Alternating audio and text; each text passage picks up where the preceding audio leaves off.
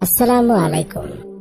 আল্লাহ রাব্বুল আলামিন তিনি যাকে সাহায্য করতে চান তাকে এমনভাবে সাহায্য করেন যে এই ঘটনা না শুনলে তা কখনোই বুঝতে পারবেন না।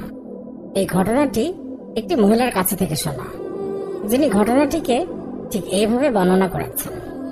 আমার স্বামী কোনো এক কারণবশত আমায় ছেড়ে অনেক দূরে চলে যায়। আমি অনেক কষ্টে দিন কাটাতে থাকি।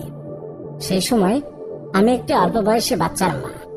তখন আমার কাছে আমার বাবা থাকতেন, বৃদ্ধ বাবা, অনেক অসুস্থ ছিলেন। আমাদের অনেক কষ্টে জীবন কাটাতে হতো। ঠিকমতো আমাদের খাবারও জুটত না। যদি দুপুরে কোনোভাবে খাবার পেতাম তবে রাত্রে না খেয়ে ঘুমিয়ে পড়তে হতো। ভালোভাবে খেতেও পেতাম না আমরা। অনেক অভাবী সংসার, তবুও ধৈর্য সহকারে আমি যে কোনো অবস্থায় আল্লাহর শুকরিয়া আদায় করতাম। কোনোভাবেই আমি নিরাশ হতাম না। এইভাবেই চলছিল আমাদের জীবন। হঠাৎ এক রাত্রিতে আল্লাহ আমাদেরকে এমন এক পরীক্ষার মধ্যে ফেলে দিলেন, যে ধরনের পরীক্ষায় তিনি আগে কখনোই ফেলেননি। আমার ছোট্ট সন্তানের ভীষণ জ্বর আসে। জ্বরের পরিমাণ এত বেশি ছিল যে মনে হচ্ছিল তার শরীর পুড়ে যাচ্ছে। মেয়ের চিন্তায় আমি এবং আমার বাবা খিদেও ভুলে গেলাম। এমন বিপদের মুখে এর আগে যে কখনোই পড়িনি। কি করব তখন কিছুই বুঝে উঠতে পারছিলাম না।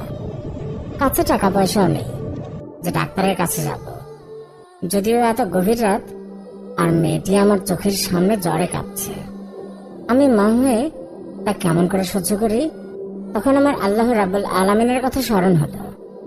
আল্লাহ তাআলা বলেছেন, আমি অবশ্যই তোমাদেরকে কিছু না কিছু দিয়ে পরীক্ষায় ফেলব।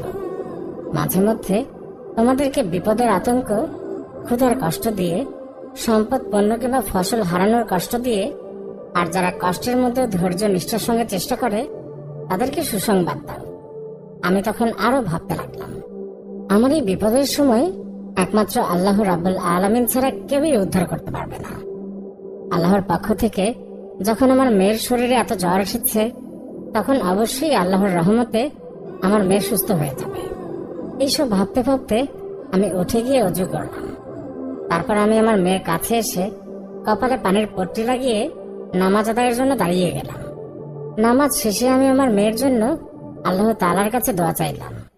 তারপর মেয়ের কপাল থেকে পানির পট্টি সরিয়ে আবার দ্বিতীয়বার একইভাবে শুরু করে নামাজ আদায় করলাম। নামাজ শেষে আল্লাহর কাছে প্রাণ ভরে মেয়ের জন্য দোয়া চাইলাম। এইভাবে বেশ কয়েকবার চালিয়ে যাওয়ার পর হঠাৎ কেউ একজন দরজায় কড়া নাড়ল। তখন আমি আর আমার বাবা অনেক অবাক হয়ে গেলাম। এত রাত্রে কে আসতে পারে? আমার বাবা জিজ্ঞাসা করলেন, দরজার ওপাশে কে? তখন দরজার ওপাশ থেকে আওয়াজ আসলো, আমি ডাক্তার। তখন আমি আর বাবা দুজনেই অনেক বিস্মিত হয়ে গেলাম। ভাবলাম, এত রাতে কে ডাক্তার ডাকলো? বাবা তখন দরজাটি খুলে দিলেন। ডাক্তার তখন ঘরে প্রবেশ করে জিজ্ঞাসা করলেন যে রোগী কোথায়। আমি তখন বাচ্চার দিকে ইশারা করে দিলাম। ডাক্তার চিকিৎসা করার পর আমার হাতে একটা কাগজের টুকরো ধরিয়ে দিয়ে বললেন, আমার ফিসটা দিয়ে দিন, আমি চলে যাব। আমি তখন বললাম, ডাক্তার সাহেব, আপনাকে দেওয়ার মতো আমার কাছে তো কিছুই নেই। এমনকি আমাদের ঘরে কয়েকদিন থেকে খাবার পর্যন্ত নেই। আমার এই কথা শুনে ডাক্তার রেগে আমাকে ধমকের সুরে বললেন, ফিস দেওয়ার ক্ষমতা যদি নাই থাকে তাহলে এত রাত্রিতে আমাকে টেলিফোন করে কেন ডাকলেন? কেনই বা আমার এত রাত্রিতে ঘুম ভাঙিয়ে কষ্ট দিলেন? ডাক্তারের মুখে যখনই আমি এই কথাগুলো শুনলাম, তখন আমি ভাবলাম, ডাক্তার মনে হয় ভুল করে আমাদের বাড়ি চলে এসেছেন। আমি তখন অনেক সাহস করে ডাক্তারকে বললাম, ডাক্তার সাহেব, আমরা আপনাকে টেলিফোন করে ডাকিনি। তাছাড়া আমাদের বাড়িতে কোনো টেলিফোন নেই। আমরা ভালো করে খেতেই পাই না। একবেলা খাবার জুটলেও পরের বেলায় না খেয়ে থাকতে হয়।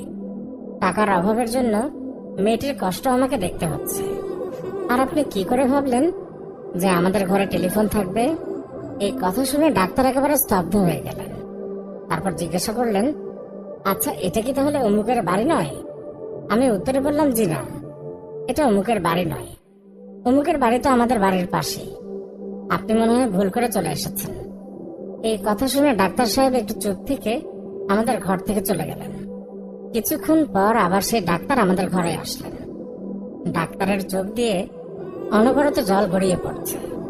তিনি ক্ষীণ স্বরে আমাকে বললেন, আল্লাহর কসম, আমি আপনার ঘর থেকে ততক্ষণ পর্যন্ত যাব না যতক্ষণ না আপনি আপনার পুরো ঘটনা আমাকে বলবেন। আমি ডাক্তার সাহেবকে পুরো ঘটনা খুলে বললাম।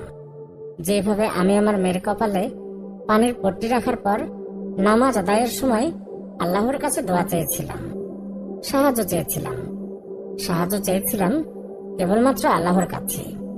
সব ঘটনা আমি ডাক্তার সাহেবকে খুলে বললাম। ডাক্তার সাহেব শুনে আমার ঘর থেকে বেরিয়ে পড়লেন এবং কিছুক্ষণ পর তিনি আমাদের জন্য রাতের খাবার এবং মেয়েটির জন্য ওষুধ এনে ডাক্তার সাহেব আমার হাতে দিয়ে বললেন, এগুলো আপনাদের জন্য, আর এক্ষুনি ওষুধটা মেয়েটিকে খাইয়ে দিন এবং আল্লাহ যতদিন চাইবে ততদিন পর্যন্ত আমি প্রতি মাসে আমার বেতন থেকে কিছু পরিমাণ টাকা আপনাদেরকে সংসার চালানোর জন্য আমি দেব। ডাক্তারের আর বুঝতে বাকি রইল না যে মহিলাটি এত কষ্টের মাঝেও একেবারেই ধৈর্যহারা হয়নি। সে আল্লাহর প্রতি বিশ্বাস রেখেই কেবলমাত্র আল্লাহর কাছেই সাহায্য চেয়েছেন। তাই আল্লাহ এই মহিলার প্রতি খুশি হয়ে প্রতিদান স্বরূপ আমাকে পাঠিয়েছেন। আর আল্লাহর হয়তো এটাই ইচ্ছে ছিল, আমাদের জীবনে দুঃখ কষ্ট এবং বিভিন্ন সমস্যা আসতেই পারে, তবে তাতে আমাদের ভেঙে পড়লে চলবে না। সেই ক্ষেত্রে আমাদের উপায় হবে শুধুমাত্র আল্লাহর উপর ভরসা রেখে ধৈর্য ধারণ করা এবং আল্লাহর কাছেই সাহায্য চাইতে হবে। আপনার জীবনে দুঃখ কষ্ট, অভাব, অনটন এগুলো আসে আল্লাহর পক্ষ থেকে আপনাকে পরীক্ষা করার জন্য। তো বন্ধুরা, এই ছিল আমাদের আজকের ভিডিও। আশা করছি আমাদের এই ভিডিওটি আপনাদের ভালো লেগেছে। ভিডিওটি ভালো লাগলে লাইক দিন, আর প্রতিদিন আমাদের ভিডিও পেতে আমাদের চ্যানেলটি সাবস্ক্রাইব করে পাশে থাকা বেল আইকনটি ক্লিক করুন। এতে করে আমাদের নতুন ভিডিও নোটিফিকেশন, নতুন ভিডিও পাবলিশ হওয়া মাত্রই আপনার কাছে পৌঁছাবে। আজকের মতো বিদায় নিচ্ছি, দেখা হবে অন্য কোনো ভিডিওতে। ভালো থাকবেন। ধন্যবাদ সবাইকে।